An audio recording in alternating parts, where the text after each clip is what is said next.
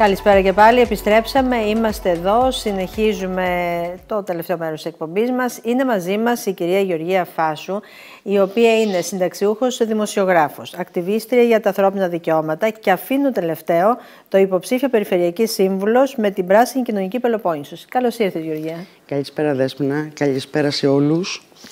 Ευχαριστώ που είμαι εδώ και που συνομιλούμε εμείς οι δύο, τέλος πάντων. Και εμείς ευχαριστούμε που είσαι μαζί μας σήμερα. Να ξεκινήσω, πώς αποφάσισες να είσαι υποψήφια περιφερειακή σύμβουλο? Λοιπόν, συνταξιούχος δημοσιογράφος ΑΜΕΑ, παύλα ακτιβίστρια για τα ανθρώπινα δικαιώματα των συνανθρώπων μας που ζουν σε καταβλισμούς. Σε παιδιά που γεννιούνται ή στοχοποιούνται από τη γυλιά της μάνας τους ως παραβατικά, που μεγαλώνουν μέσα σε καταβλισμούς, ενώ την ομάδα των συμπολιτών μας, σύμφωνα με τους Ρωμά. Ναι. Έτσι. Έλληνες πολίτες είναι. Ναι. Τώρα, όλα αυτά τα χρόνια ο ακτιβισμός δεν είναι μέσα από κάποια ΜΚΟ και τα λοιπά, είναι μέσα από τη γνώση αυτών των χρόνων της δημοσιογραφίας, αυτό που βιώνω και εγώ και άλλοι στην κοινωνία μας, και στο απόσταγμα όλων αυτών των χρόνων αποφάσισα να συνεχίσω όχι ακτιβιστικά πλέον, αλλά θεσμικά.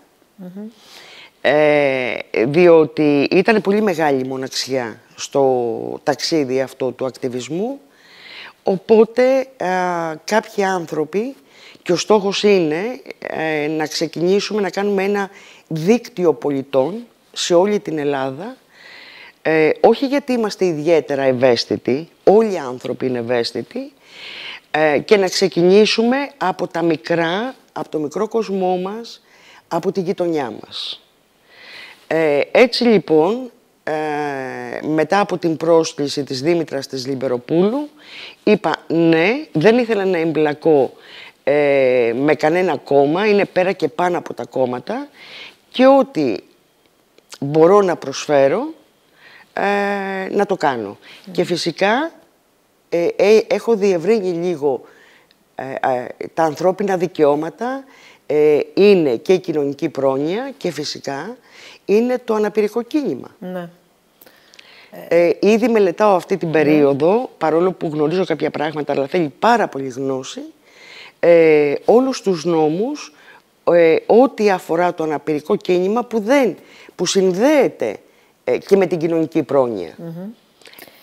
Να ξεκινήσουμε τώρα, επειδή έχεις μια εμπειρία, έχεις ασχοληθεί πάρα πολύ και χρόνια τώρα με την ομάδα, έτσι που είπαμε, με τους Ρωμά. Και θα ήθελα έτσι την άποψή σου, το τι γίνεται, γιατί βλέπουμε ότι η κοινωνία μπορεί να έχει μία αλφα αντίληψη. Ο ένας πολίτης μπορεί να έχει αυτό, ο άλλος να λέει το ένα, ο άλλος το άλλο.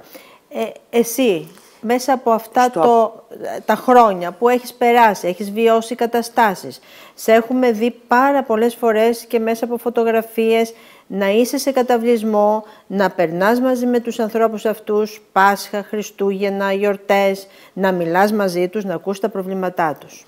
Έχω ζήσει και σε καταβλισμό 4 μήνες. Ναι. Και έχω γυρίσει τους περισσότερους καταβλισμούς σε όλη την Ελλάδα. Και αυτό διότι έπρεπε να έχω όλη τη γνώση. Οπότε αυτό είναι το ένα κομμάτι. Να έρθουμε λοιπόν στην ίδια κοινωνία που ζούμε όλοι. Θα δώσω ένα τίτλο, ότι στις πλάτες αυτής της κοινωνίας γίνεται ένα τεράστιο γλέντι. Τεράστιο γλέντι. Και στις πλάτες τις δικές μας και στις πλάτες αυτών των συγκεκριμένων ανθρώπων που ζουν σε καταβλισμούς. Πέρασαν χρόνια για να καταλάβω γιατί δεν γίνεται αυτή η έρημη κοινωνική ένταξη που λέμε. Ναι. Στην συνείδηση του κόσμου ή σε αυτό που ο κόσμος λέει «Α, μωρέ, είναι τα ψηφαλάκια». Ή παίζονται άλλα συμφέροντα. Αυτά είναι το απειροελάχιστο μπροστά σε αυτό που πραγματικά συμβαίνει. δεκαετίες τώρα, καταρχάς να σας πω ότι σε όλη την Ελλάδα αυτός ο πληθυσμός είναι περίπου 100, max 110.000. Οι περισσότεροι από αυτούς, ή ένα μεγάλο ποσοστό αυτών, δεν έχουν καν ταυτότητα. Τι γίνεται όμως? Είναι οι επιτίδιοι, δεν θα έλεγα της εκάστοτε, ή μάλλον της εκάστοτε κυβερνητικής εξουσίας, σε συνεργασία με τσιγκανοπατεράδες, όπως το λέω, τσιγκανοπατεράδες, που αποσπούν εκατομμύρια ευρώ, εκατομμύρια των εκατομμυρίων ευρώ, για αυτή την έρημη, την κοινωνική ένταξη αυτών των ανθρώπων. Το πρόβλημα λοιπόν είναι αυτό, όταν ο κόσμος καταλάβει πραγματικά τι συμβαίνει με αυτή την κοινότητα, τότε θα μιλήσω πάρα πολύ απλά. Θα τους πάρει όλους με τις πέτρες. Ναι. Είναι γιατί η κοινωνία βλέπει πράγματα που εντάξει, τη θίγουν ίσως. Ή βλέπει πράγματα που δεν αντιμετωπίζονται με τον τρόπο που πρέπει να αντιμετωπιστούν. Υπάρχει στοχοποίηση. Να το πούμε και αυτό, έτσι. Αν μου επιτρέπεις, ναι. Επειδή καταλαβαίνω και την ερώτηση, ναι. Έτσι. Ναι. Όσοι άνθρωποι, θα προσπαθήσω όμως πολύ συμπυκνωμένα να το πω, αυτοί οι άνθρωποι ζουν μέσα στους καταβλισμούς, έτσι. Το παραέξω δεν το ξέρουν κοινωνικά, που σημαίνει ότι όταν ένα παιδί, και μιλάμε τώρα για που γίνονται και όχι γάμοι ακριβώς, γάμοι μεταξύ τους. Ναι. Ένα παιδί μπορεί να γεννήσει και στα 12. Ναι. Έχουμε πάρα πολλά παραδείγματα. Είναι λοιπόν, επαναλαμβάνω, όχι αδίκως, στοχοποιημένα από την κοιλιά της μάνας τους παραβατικά. Εγώ λοιπόν είπα, όχι αδίκως. Μην το αναπτύξουμε όμως έτσι, ναι. Στην συνέχεια καταλαβαίνόμαστε. Ναι. Εάν αυτά τα παιδιά δεν παντρευόντουσαν μεταξύ τους και υπάρχουν τα εργαλεία αυτά, ώστε να κατανοήσουν μέσα σε αυτές τις κοινότητες, μέσα σε αυτό το άβατο, μέσα σε αυτές τις φαβέλες της ντροπής, το τι ακριβώς σημαίνει το να είσαι σε μια κοινωνία. Έτσι. Η προσπάθεια, για να πάμε στο διατάφτα, τώρα ναι. Η κοινωνία τα ξέρει. Εάν εγώ υποστηρίζω ότι δεν πρέπει να υπάρχει κανένας καταβλισμός. Πώς μπορεί να λυθεί το θέμα? Ξεκινάμε με τη βελτίωση. Ένας από τους δύο γονείς υποχρεωτικά θα πρέπει να έχει κάποια εργασία. Τα παιδιά υποχρεωτικά στο σχολείο. Ναι. Και όχι, Δέσποινα, πρόσεξέ με, όχι σου κόβω το επίδομα. Είναι τίποτα το επίδομα. Να βρεθεί ένας τρόπος όμως να παραμένουν τα παιδιά στο σχολείο, γιατί τα παιδιά πηγαίνουν στο σχολείο, τα βλέπουμε. Και θέλουν και λαχταράνε να πάνε. Θα έρθουμε και στις παθογένειες. Γιατί αν ξεκινήσει το παιδάκι, θα αλλάξει η ζωή δική του. Βέβαια. Και παράλληλα και της κοινωνίας με όλα τα άλλα που είπαμε. Ακριβώς. Θα έρθουμε και στις παθογένειες για την εκπαίδευση και τα λοιπά των παιδιών, που εδώ χρειάζεται ένας εισαγγελέας. Και θα εξηγήσω τι εννοώ. Αυτά τα παιδιά λοιπόν ζουν σε πραγματικά άθλιες συνθήκες. Δεν μιλάω μόνο για τον καταβλισμό της Αγίας Τριάδος. Εκεί όπως το χαρακτηρίζω και χαριτολογώντας είναι η Κηφισιά των καταβλισμών, η Αγία Τριάδα. Ο Δήμος μας έχει 13 καταβλισμούς στα όρια του, που πραγματικά οι συνθήκες είναι άθλιες, αθλιότατες. Όλοι γνωρίζουν ότι, μάλλον να το πω αλλιώς, ενώ ο νόμος λέει ότι θα πρέπει να έχουν και ρεύμα και νερό και αποχέτευση, δεν υφίσταται τίποτα από όλα αυτά. Με τη ρευματοκλοπή που γίνεται, είναι κραυγαλαίο όλο αυτό. Ναι. Και έχει χάσει και τη ζωή του. Βεβαίως, μία μητέρα, ναι. Και πόσα άλλα που δεν ακούγονται. Καταρχάς, έτσι, να επαναλάβω, έτσι για να το καταλάβουμε, ότι υποστηρίζω ότι δεν πρέπει να υπάρχει κανένας καταβλισμός. Αυτά τα παιδιά, λοιπόν, για το σχολείο, να κυκλώσουμε λίγο το κομμάτι της εκπαίδευσης. Όταν ζουν σε αυτές τις συνθήκες, που πολλές φορές δεν έχουν ούτε ρεύμα και χειμώνας και τα λοιπά, πολλές φορές δεν έχουν ούτε πόσιμο νερό, πώς απαιτούμε, γιατί είναι λίγο παραμύθι να λέμε για τις σχολικές διαρροές, πώς απαιτούμε αυτό το παιδί να πάει το πρωί στο σχολείο του. Πανεπιστήμιο Αθηνών, να έρθω τώρα λίγο για να καταλάβει η κοινωνία το τι ακριβώς γίνεται. Και διάφορα άλλα πανεπιστήμια παίρνουν προγράμματα, πλην του δικού μας δυστυχώς, παίρνουν προγράμματα από την Ευρωπαϊκή Ένωση. Το 18, αν δεν κάνω λάθος, το Πανεπιστήμιο Αθηνών πήρε 6,5 εκατομμύρια για την ενισχυτική διδασκαλία των παιδιών, των τσιγκανόπουλων, και όχι μόνο, και φτωχών οικογενειών, όπου να τους γίνεται ένα φροντιστήριο τα απογεύματα στις υπάρχουσες δομές. Ναι. Δεν θα σας πω τα τραγελαφικά, ότι είχαν βγάλει μία προκήρυξη από το 19, μετά το 19 ξανά, και απαιτούσαν να γίνονται τα μαθήματα μέσα στους καταβλισμούς. Δηλαδή, είναι η απίστευτη κοροϊδία. Και όταν συνομιλούσα μέσω email και τηλεφώνου με τον κύριο Παρθένη, ότι εδώ στη Μεσσηνία δεν έχει φτάσει ούτε ένα ευρώ που προβλέπει δάσκαλο ή καθηγητή, προβλέπει παιδοψυχολόγο, έτσι, και μία σειρά άλλων επαγγελμάτων για θέσεις εργασίας. Ναι, και αυτό και τα λοιπά, και μου είχε στείλει 2 συνεργάτες του, όταν την ημέρα που κλείναμε τα σχολεία, που σημαίνει ότι πρέπει να έχουμε την αποδοχή των δασκάλων διευθυντών, τη συνεργασία με τον εκάστοτε Δήμο, για να μπορέσουμε να εξασφαλίσουμε την ενισχυτική διδασκαλία. Αυτό δεν έγινε. Εννοείται ότι δεν θα το αφήσω έτσι, αλλά πλέον δεν είναι δική μου αρμοδιότητα. Εγώ προσπάθησα. Ναι. Γεωργία, εν κατακλείδη, ας πούμε, τι θα έλεγες, τι θα έπρεπε να γίνει ώστε να αλλάξουν όλα αυτά? Γιατί χρόνια τώρα μιλάμε για το ίδιο πράγμα και είμαστε πάντα στο σημείο 0. Και στο υπό, στο υπό 0 πολλές φορές. Ναι.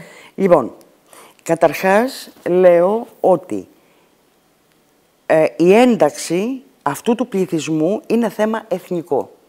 Δεν είναι θέμα μόνο μιας κυβέρνησης ή μόνο ενός Δήμου. Μάλιστα υποστήριζα ότι θα πρέπει να φτιαχτεί μια διακομματική επιτροπή. Θα πρέπει να έχει ρόλο η Συνομοσπονδία των Ρωμά, που γνωρίζει και έχει δουλέψει πάνω στο τι πρέπει να γίνει στο πεδίο, τα χρήματα να υπάρχουν ασφαλιστικές δικλείδες, ώστε να μην γίνονται εργολαβίες, αλλά να πηγαίνουν πολύ στοχευμένα στο πεδίο για την επίλυση αυτού του θέματος, και οι Δήμοι στα δημοτικά τους συμβούλια να βγάζουν ομόφωνες αποφάσεις. Ο τελικός αποδέκτης για να εκτελέσει την υλοποίηση της ένταξης είναι ο Δήμος. Ναι. Τι να σου κάνει όμως ένας Δήμος όταν δεν υπάρχει γενικότερα κυβερνητική ή εθνική πολιτική ένταξης? Σκοντάφτουν στα συμφέροντα. Που μία ακτιβίστρια δεν μπορεί να τα βάλει μαζί τους. Άρα χρειάζεται πολιτική βούληση. Έτσι.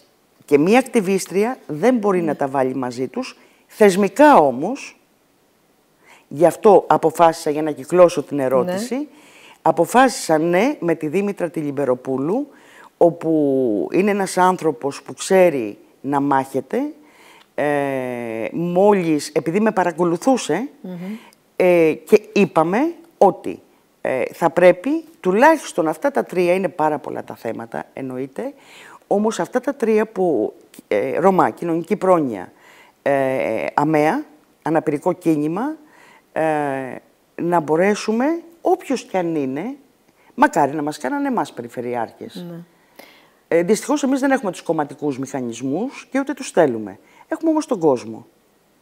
Να μπορέσουμε να παρεμβαίνουμε και, και να προτείνουμε. Να υπάρχει και μια ηχηρή φωνή μέσα στο Περιφερειακό Συμβούλιο. Είναι θέμα συγκεκριμένες προτάσεις.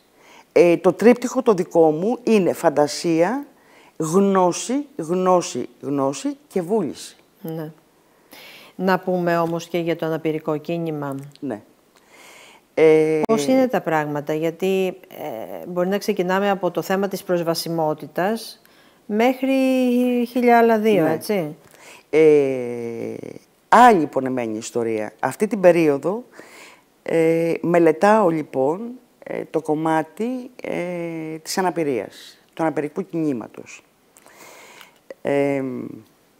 Είναι πολύ το διάβασμα, γιατί αν δεν έχεις τη γνώση, δεν πρέπει να τολμάς να μιλάς.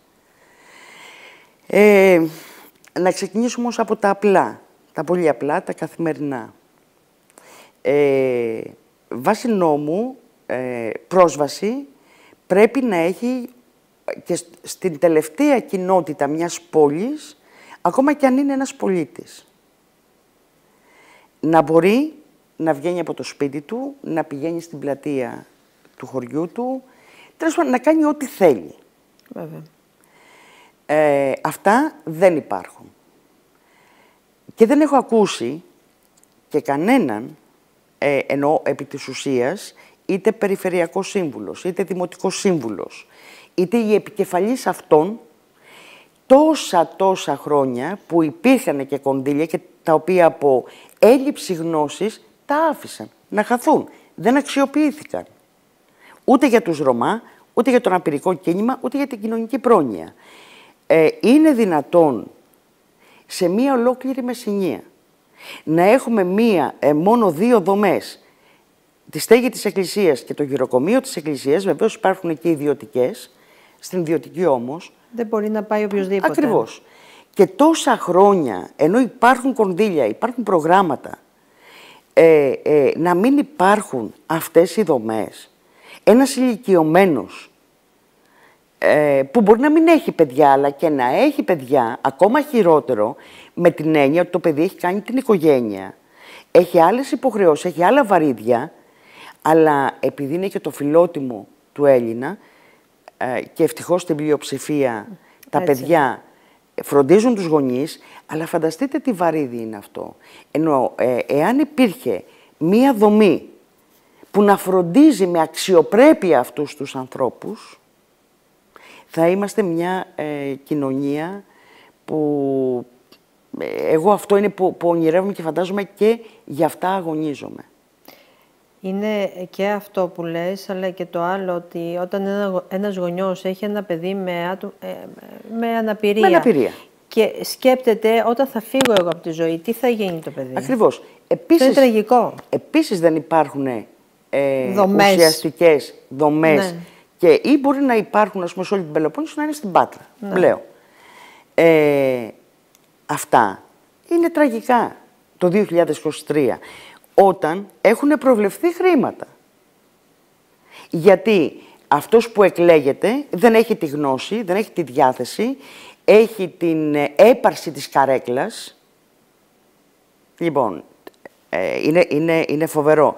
Τώρα πρέπει και μέχρι το 28 που προβλέπεται ένας παχτολός εκατομμυρίων ευρώ,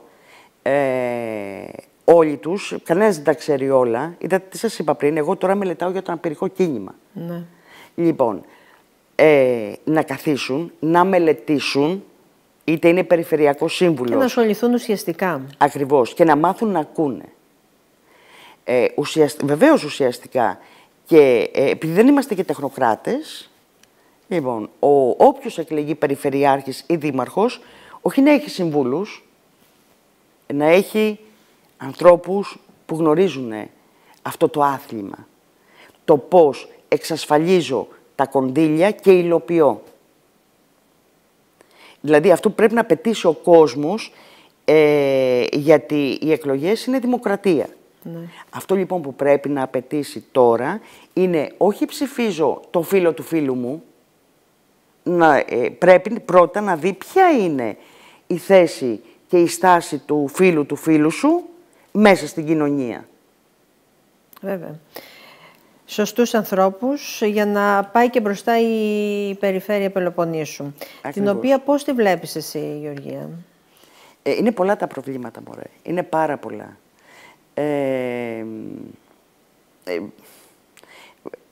Βλέπω περισσότερο με την Πελοπόννησο, μάλλον άρχισα να ασχολούμαι γιατί εσύ ξέρεις, όσοι δεν ξέρουν, εγώ μέχρι το 12 ήμουνα στην Αθήνα και εργαζόμουν, ειδικότερα δεν είχα ασχοληθεί. Ούτε με τη Μεσσηνία, δεν είχα την πολυτέλεια δηλαδή. Ναι, το χρόνο, ναι. Ναι, γιατί είναι, λοιπόν, όταν συνταξιοδοτήθηκα, άρχισα σιγά σιγά να ασχολούμαι. Όταν μπήκα στην κοινότητα των Ρωμά, στο Άβατο, εκεί λοιπόν είδα ότι αυτό το ταξίδι έχει μία μαγεία.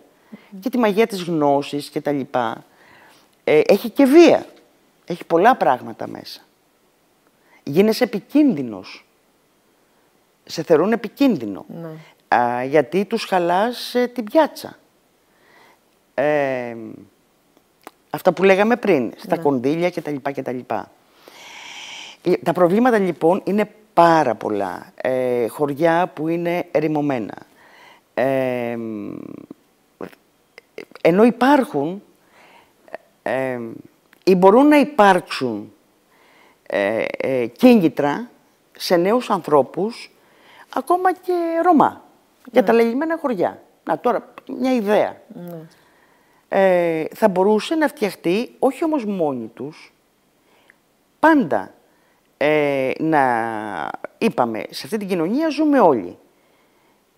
Σε χωριά να γίνουν αγρότες γης, όχι απλά λες, ας πούμε, πήγαινε να γίνεις αγρότης γης, να γίνεις ένας αγρότης γης, να έχει την εποπτεία και τη συμβουλή, είτε του γεωπόνου, είτε του λογιστή, αν θέλουμε να είμαστε σοβαροί. Ναι. Διότι η πλειοψηφία, αν όχι όλοι, αυτών των ανθρώπων είναι αναλφάβητοι. Αλλά είναι πάρα πολύ καλοί εργάτες. Οι ελιές στο Μεσσηνιακό κάμπο, στο 90% από Ρωμά μαζεύτηκαν. Ναι. Εξάλλου υπάρχει και έλλειψη εργατών γης και βέβαια, αρκετοί προτιμούν τους Ρωμά για να μαζέψουν τις ελιές τους. Ας το κάνουμε όμως λίγο πιο ουσιαστικό. Ναι. Έχουμε 4 εποχές. Άδειες. Δώστε τους επιτέλους νόμιμες άδειες να πουλάνε τα προϊόντα τους. Γιατί δεν... Τώρα έχει τώρα μετά από το 2011, ήταν πρώτη φορά, και έχουν προκριθεί 5-6 άδειες για να μπορούν να πουλάνε με προϋποθέσεις και τα λοιπά και εκτός Μεσσηνίας. Είναι πάρα πολλά τα θέματα αυτά. Βέβαια. Πραγματικά είναι πάρα πολλά, τα οποία, όπως είπαμε και νωρίτερα, πρέπει να υπάρχει πολιτική βούληση, να επιληθούν και να επιληθούν από τη ρίζα τους, για να υπάρχει και το αποτέλεσμα που θέλει και η κοινωνία. Ακριβώς. Και για τους ανθρώπους αυτούς και για την υπόλοιπη κοινωνία πρέπει να αντιμετωπιστεί έτσι. Μην αδικούμε την κοινωνία. Ναι. Αυτό το λέω και το τονίζω. Παρόλο που έχω έρθει, πάρα πολλές φορές, ναι, με συγχωρείτε. Και η κοινωνία έχει το δίκιο της. Βέβαια. Γιατί, εντάξει, σε μερικά χωριά υπάρχει σοβαρό πρόβλημα, ας πούμε. Χωρίς να υπάρχει, γιατί και στην υπόλοιπη κοινωνία συμβαίνει αυτό, έτσι. Ναι. Δεν συμβαίνει μόνο εκεί ή μόνο εδώ. Ακριβώς. Έτσι, είναι πιο πυκνό, γιατί ναι, πραγματικά, πιστέψτε με, εδώ στην Μεσσηνία, ξέρω την πλειοψηφία αυτών των ανθρώπων, ας πούμε στην ερώτηση, ρε εσύ, ξέρω εγώ, Γιώργο, ναι, ρε Σπύρο, γιατί το κάνεις αυτό, αγόρι μου? Και η Γεωργία μου λέει, όταν πραγματικά δεν έχω να δώσω γάλα στα παιδιά μου, θα το κάνω. Λέω, αν είχες. Θα το έκανες? Θα το έκανες αυτό? Λέει, όχι, δεν θα το έκανα. Λέω, κοίτα, με μένα μιλάς. Θα το έκανες? Κυρία Γεωργία, γελώντας, δεν θα το έκανα, αλλά καμιά φορά έτσι για να σπάμε και την πλήξη. Είμαι πολύ ανοιχτή έτσι, στην κοινωνία. Δεν υπάρχει και η παιδεία, είναι πολλά τα πράγματα. Είναι αυτό που λέγαμε. Όταν το παιδάκι όμως πάει στο σχολείο από μικρό, μάθει ότι η κλοπή, και να το πούμε ξεκάθαρα, έτσι, δεν είναι καλό πράγμα. Εγώ είμαι πάρα πολύ αυστηρή σε αυτό. Είναι πολύ σημαντικό να εκπαιδευτεί το παιδάκι. Υποχρεωτικά. Επίσης, να αναφέρω ένα περιστατικό που έγινε εδώ στην πόλη μας και είναι τραγικό. Και δυστυχώς δεν μπόρεσα να το δω ειδικότερα, πέραν από κάποιες επιστολές που έστειλα. Έχουμε το σχολείο στο Ασπρόχωμα, που είναι διευθύντρια η Ιωάννα Συνάπη, η γνωστή Ζανέτ σε όλους μας.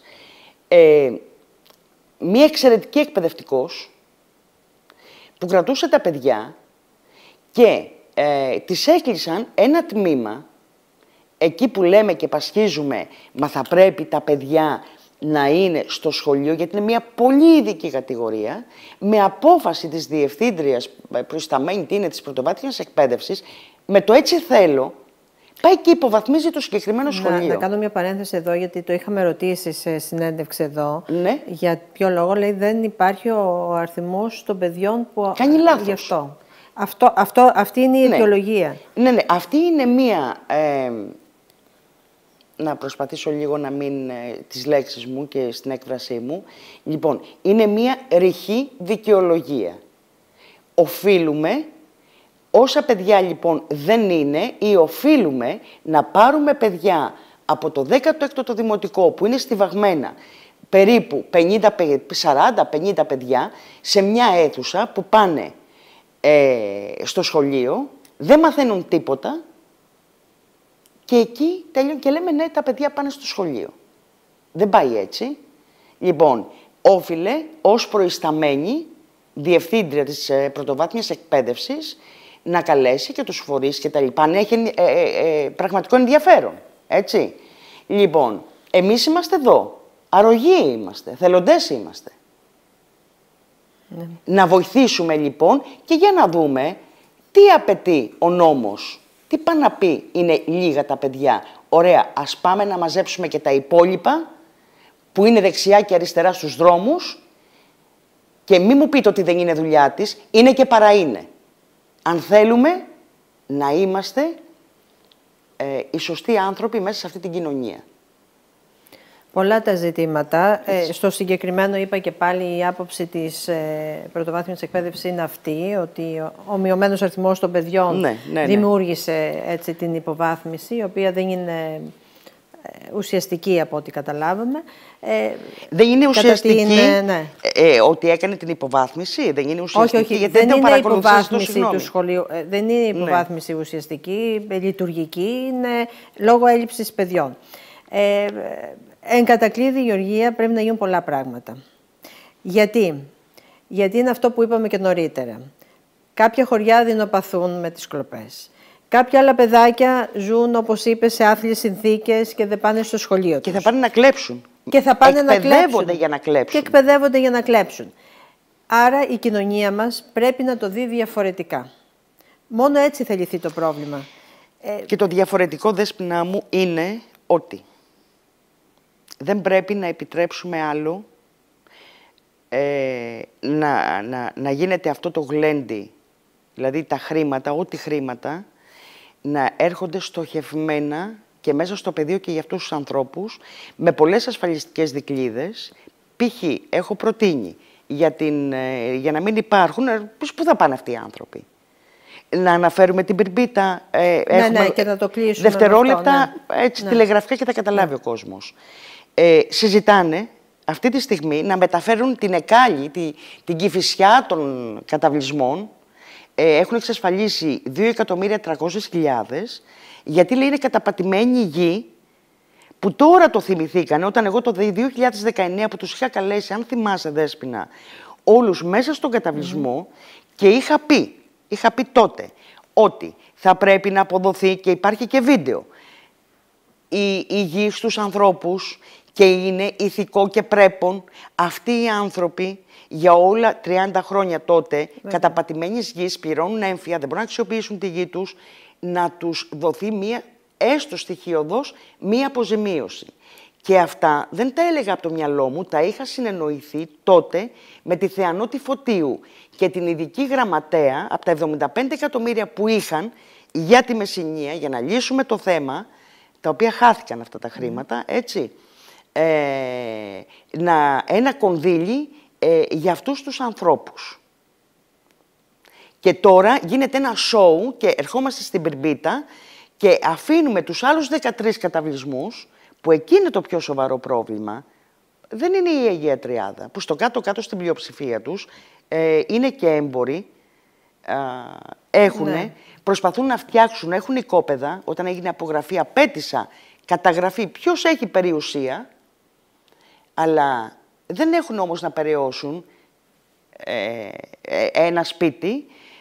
Εδώ θα πρέπει τα κατατόπους τεχνικά επιμελητήρια με τεχνικές υπηρεσίες να αναλάβουν. Έλα εδώ, πόσα τετραγωνικά χρειάζεσαι λόγω οικογενειακής κατάστασης, πάρ' το κλειδί και σε ένα βάθος χρόνου από τα χρήματά σου θα το αποπληρώνεις. 100 ευρώ το μήνα, 100 ευρώ το μήνα. Όπως κάνουν όλοι οι πολίτες.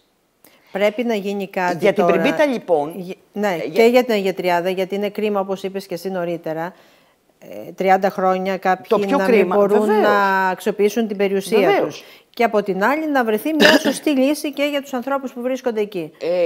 Βεβαίως. Ναι. Και κρίμα είναι να αγνοούμε, για μένα είναι εισάξιο αυτό, τους υπόλοιπους στους καταβλισμούς που ζουν κάτω από ένα νάιλον.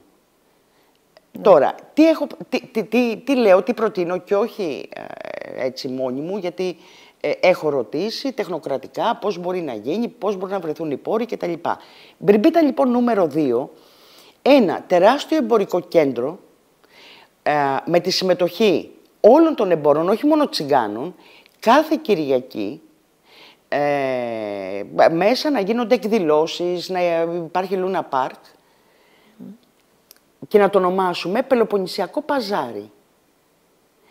Αντιλαμβάνεστε από τα θεμέλια που θα ξεκινήσει να γίνει αυτή η ιστορία μέχρι την περαίωση του έργου πόσα επαγγέλματα και θέσεις εργασίας θα ανοίξουν για 5 χρόνια, πόσο κάνει να ολοκληρωθεί, μετά πόσες θέσεις εργασίας θα υπάρχουν και πώς μπορεί να κερδίσει η Μεσσηνία όλη όταν θα ξεκινάει ο άλλος, 2 ώρες είναι η Καλαμάτα από την πρωτεύουσα, να έρχονται σε αυτό το παζάρι που θα βρίσκουν και τα ποιοτικά προϊόντα κτλ. Θα είναι μια γιορτή. Και τουριστικά, γιατί θα διημερεύουν, θα κερδίσει και η πόλη της Καλαμάτας και της Μεσσήνης και όλη η Μεσσηνία. Έχεις ιδέες πολύ έτσι. Ναι, και είναι τεκμηριωμένες, γιατί ψάχνω πάντα να δω, δηλαδή και πού μπορεί να βρεθούν οι πόροι και πώς μπορεί να γίνει. Τώρα, το να κάνουν μια εργολαβία, για να πω κιόλας, γιατί το έχω πει πάλι, Πυρμπίτα νούμερο 2, για να μεταφέρουμε την εκάλη των καταβλισμών, λοιπόν, εκεί θα με βρουν μπροστά τους και θα βρούνε και όλους τους Ρωμά. Είναι ανέντιμο να συζητάς αυτό και να μην συζητάς την ουσιαστική ένταξη. Αυτό. Να σε ευχαριστήσουμε που είσαι μαζί μας εδώ σήμερα. Καλή επιτυχία εύχομαι. Ευχαριστώ. Μακάρι να μπει στο Περιφερειακό Συμβούλιο, να ακούγεται η φωνή σου. Ναι, όχι, να συνεργαστούμε. Ναι. Δηλαδή, αυτές, ό,τι προτάσεις, πραγματικά, είτε είναι, γιατί ένας από τους δύο θα είναι, είτε είναι ο κύριος Πτωχός, είτε είναι ο κύριος Στατούλης, απλώς ο δικός μου ρόλος ή της Δήμητρας Λιμπεροπούλου, της Πράσινης Κοινωνικής Πελοποννήσου, είναι ότι ελάτε εδώ, έτσι έχει το θέμα, είμαστε δίπλα σας, να ενημερώνονται όλες οι παρατάξεις, όλοι οι σύμβουλοι και να είμαστε αρρωγοί για την υλοποίηση, ειδικά στα μεγάλα ζητήματα. Για το καλό της Πελοποννήσου. Ακριβώς. Της καθημερινότητάς μας, έτσι, της ζωής μας. Καλή συνέχεια και καλή επιτυχία. Ευχαριστώ πάρα πολύ. Κάπως έτσι, κυρίες και κύριοι, φτάσαμε στο τέλος της σημερινής εκπομπής. Ανανεώνουμε το ραντεβού μας για αύριο στις 5 το απόγευμα. Μείνετε εδώ, ακολουθούν τα δελτία ειδήσεων από Αργολίδα, Λακωνία και Πάτρα και σε 9 ακριβώς το κεντρικό δελτίο ειδήσεων με το Θέμη Κανελόπουλο. Καλό σας βράδυ. Γεια σας.